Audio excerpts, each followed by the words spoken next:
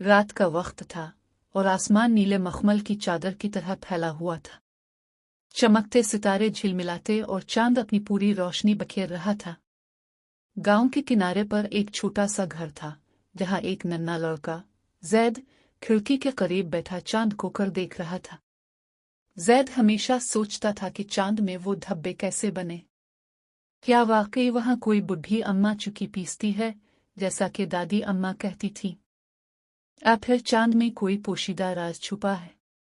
इस रात इसकी बेकरारी हद से बढ़ गई। अचानक एक नर्म सी रोशनी इसके कमरे में फैल गई। जैद ने हैरान होकर देखा कि चांद की रोशनी एक सुनहरी सीढ़ी की शक्ल इख्तियार कर चुकी थी। वो हैरत और जोश में लपक कर सीढ़ी पर चढ़ने लगा। जैसे ही वो आखिरी सीढ़ी पर पहुंचा, उसके कदम चांद की नर्म सतह पर पड़े। चांद की सरजमीन चमकदार, नर्म और जादुई थी। वहां एक नन्हा सा दरवाजा नजर आया।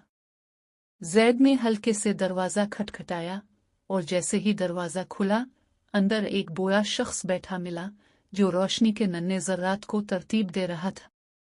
तुम कौन हो? जैद ने हैरान होकर पूछा। बूढ़े ने मुस्कुराकर कहा, मैं चांद का रखवाला हूँ।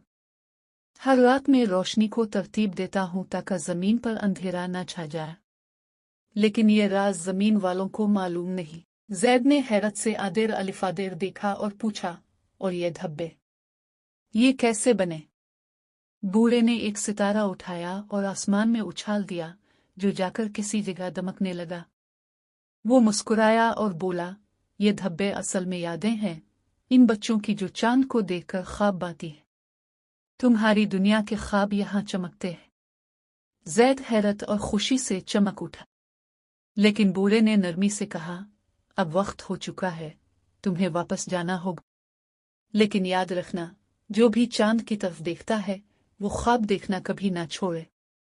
जैद ने आंखें बंद की और जब खोली वो अपने कमरे में था। चांद अब भी खिड़की से झांक रहा था। जैद ने मुस्कुराकर चांद की तरफ देखा और दिल में सोचा, मैं हमेशा ख्वाब देखता रहूंगा।